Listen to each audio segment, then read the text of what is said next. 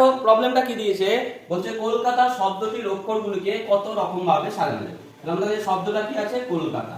তো দেখো এই যে কলকাতা শব্দটা আছে, এখানে কটা অক্ষর আছে, 60টি অক্ষর আছে। এবং এই 60টি অক্ষরের মধ্যে দেখো দুটি এ আছে, এ কতবার আছে, দুবার আছে।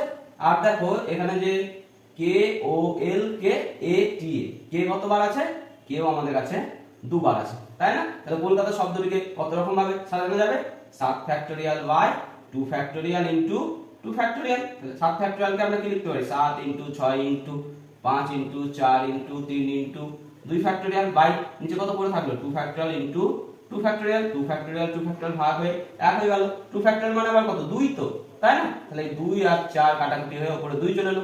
3 দুগুণে 6, 5 6 30, আর এটি কত 42, 42 ইনটু 30 কত হবে 1260।